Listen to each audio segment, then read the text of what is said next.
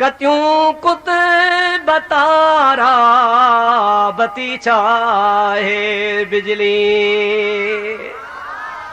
न कतीअ खे ताक़त आ, न कुतुब खे ताक़त आ, न चंड खे ताक़त आ, न बतीअ खे ताक़त आ, कंहिंखे कोन्हे। कत्यूं कुत बतारा बती चाहे बिजली मुहम्मद मिठे जी तिखी तेज़ो तजली चङा चैन तरफन में चमकार थी विया मुहम्मद जे सद के बेड़ा पार थी विया। सुभान अल्लाह। ॾाढे सारे जग में जान बाले जिन सारा थी विया मुहम्मद अची वियो त बेड़ा पार थी विया। खुशी आहे न आहे?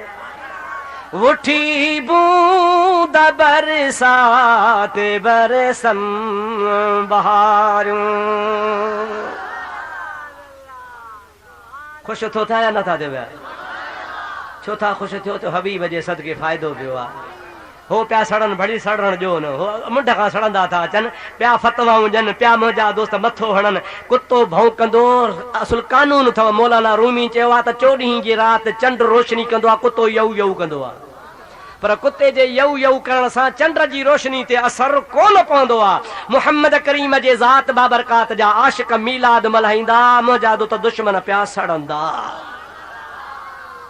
उठी बूंद बरसात बरसन बहारूं पखी पाण में कल पिया बोलूं बाजारूं टिड़िया गुल गुलाबी से गुलजार थी विया मुहम्मद जे सदके बेड़ा पार थी विया।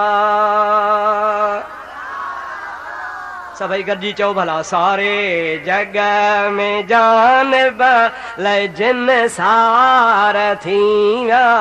जिन सार छाखे चइबो आहे? सिंगार खे चइबो ॾाढा हज़ार जिन सार लॻा पिया आहिनि। सारे जग में जान भले जिन सार थी विया मुहम्मद जे सदके बेड़ा पार थी विया। वठण खैर खैरात मिसकीन आया। छो आया हो? भत खाइण आया हो? भत मनी तो घर गोठ मिले थी बुखियो केर भी कोन्हे। अल्लाह फज़ल कयो आहे सॼे जहान खे रब ॾे पियो।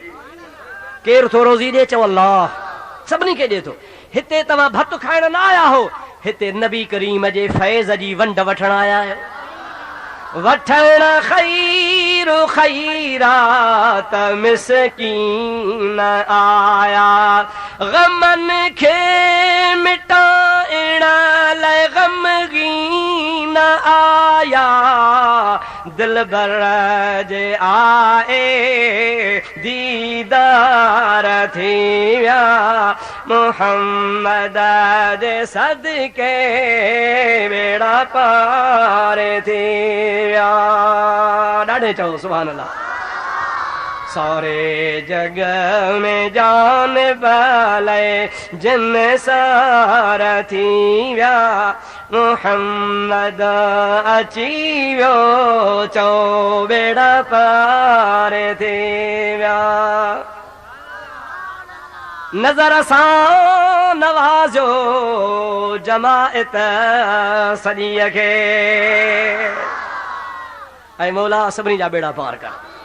नज़र सां नवाज़ो जमाअत सॼीअ खे आहे शौक़ दिल में ग़ुलामीअ जो जंहिंखे पढ़ण साणो कल में जे दीदार थी विया पढ़ण साणो कल में जे इकरार थी विया मोहम्मद जे सदके चो बेड़ा पार थी विया।